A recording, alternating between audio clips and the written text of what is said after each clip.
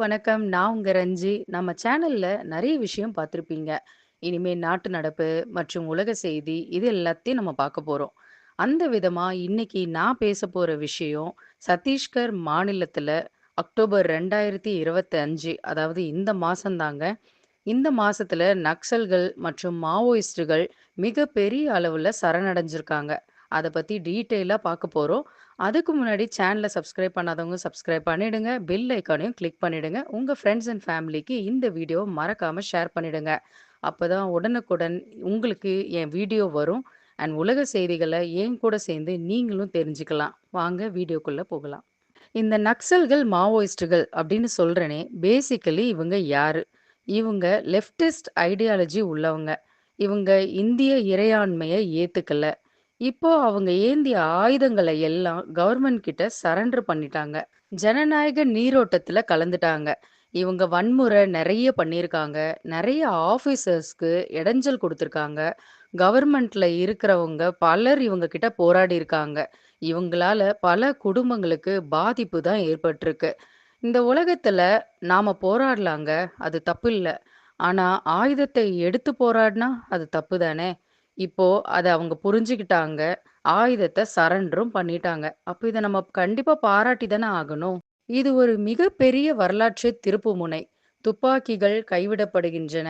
கிளர்ச்சி சரிவை நோக்கி சென்று கொண்டிருக்கிறது. இந்தியாவின் அமைதிக்கான போராட்டத்துல இது ஒரு மிகப்பெரிய பெரிய வெற்றிங்க. ஒருத்தர் 2 பேர் இல்லங்க. கிட்டத்தட்ட 300க்கும் மேற்பட்ட மாவோயிஸ்டுகள் வன்முறைய கைவிட்டிருக்காங்க. அதுவும் கொஞ்ச நாள்ல. 2025 அக்டோபர் 17 வெள்ளிக்கிழமை சத்தீஸ்கர் ஜக்தல்பூர்ல நடந்த 200க்கும் மேல அதிகமான மாவோயிஸ்டுகளின் மாபெரும் சரணடைவு தான் இதுவரைக்கும் ஹையஸ்ட் நம்பர் அப்படின்ட்டு சொல்லலாம். இதோட இம்பார்ட்டன்ஸ் எத்தன பேரு அப்படின்னு கிடையவே கிடையாது. யாரு அப்படிங்கிறதுல தான் இருக்கு. இதுல சில சித்தாந்தவாதிகள், தளபதிகள் இவங்களும் இருக்காங்க. இது வந்து ஒரு நாள் நிகழ்வு அப்படின்னு சொல்ல முடியாது. ஃபர்ஸ்ட் என்ன நடந்தது அப்படின்னு சொல்லி பார்க்கலாம். அக்டோபர் 14 செவ்வாய்க்கிழமை. நக்சல் இயக்கத்தின் மிக சக்தி வாய்ந்த தலைவர்களில் ஒருவரான மல்லோஜுலா வேணுகோபால் ராவ் என்ற சோனு சுமார் 60 பேரோட மகாராஷ்டிராவுல சரணடைஞ்சிருக்காங்க. இதுதாங்க ஃபர்ஸ்ட் நடந்திருக்கு. அடுத்தது அக்டோபர் 15 மற்றும் 16 புதன் மற்றும் வியாழன் என்ன நடந்தது அப்படின்னு சொல்லி பார்க்கலாம். காங்கேர் மற்றும் சுக்மா போன்ற மாவட்டங்கள்ல குறைஞ்சது 78 பேர் கிட்ட சரணடைஞ்சிருக்காங்க வன்முறைய கைவிட்டுட்டு. இறுதியாக பார்த்தீங்கன்னா, அக்டோபர் 17ஆம் தேதி. அன்னைக்கு தான் மிகப்பெரிய விஷயம் நடந்திருக்கு.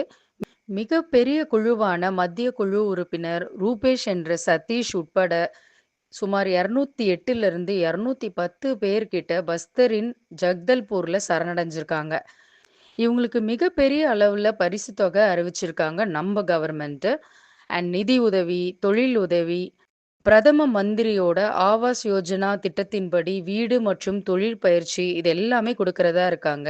இந்த நிகழ்வு வந்து மிகப்பெரிய நிகழ்வா நடந்தது. ஏன்னா 300 பேர் வந்து சரணடைஞ்சிருக்காங்க அப்படிங்கிறது ஒரு சாதாரண விஷயமே இல்ல இல்லையா? ஸோ மிகப்பெரிய விஷயம். அதனால மிகப்பெரிய நிகழ்வா இது நடந்திருக்கு. சிவப்பு ரோஜா மலர்கள்லாம் வந்து குடுத்துருக்காங்க. அண்ட் இந்திய அரசியலமைப்பு சட்டத்தோட நகல் ஒரு ஜெராக்ஸ் காப்பியும் வந்து இவங்களுக்கு குடுத்துருக்காங்க. இவங்க எல்லாரும் சரணடைஞ்சிருக்காங்களே, எதுக்கு? என்ன காரணம்? அப்படின்னு சொல்லி யோசிச்சோம்னா, 3 காரணம் தாங்க. தீவிர பாதுகாப்பு அழுத்தம், சித்தாந்த சோர்வு, மறுவாழ்வு கொள்கை. இதுதான். அண்ட் நக்சல் உள்ள பகுதி, இப்போ நக்சல் இல்லாத பகுதி அப்படின்னு சொல்லிட்டு நம்ம அரசாங்கம் வந்து அறிவிச்சிருக்காங்க. அது எவ்ளோ சிறப்பான விஷயம் இல்லையா? இப்போ நம்ம வீடியோவோட எண்டுக்கு வந்துட்டோம். இதனால வந்து இந்த வீடியோவால நமக்கு என்ன புரிய வருது அப்படின்னு சொல்லி கேட்டீங்கன்னா, கைவிடப்படும் ஒவ்வொரு துப்பாக்கியும், அமைதியை தேர்ந்தெடுக்கும் ஒவ்வொரு தளபதியும் ஒரு கூட்டுக் கனவை நோக்கிய ஒரு படியாகும். துப்பாக்கியின் பாதையை விட அரசியலமைப்பின் பாதை மேலோங்கி நிற்கும் ஒரு நக்சல் இல்லாத இந்தியா. நான் உங்கள நாளைக்கு வேற ஒரு வீடியோல சந்திக்கிறேன். Until then it's me Ranji signing off. Take care. By.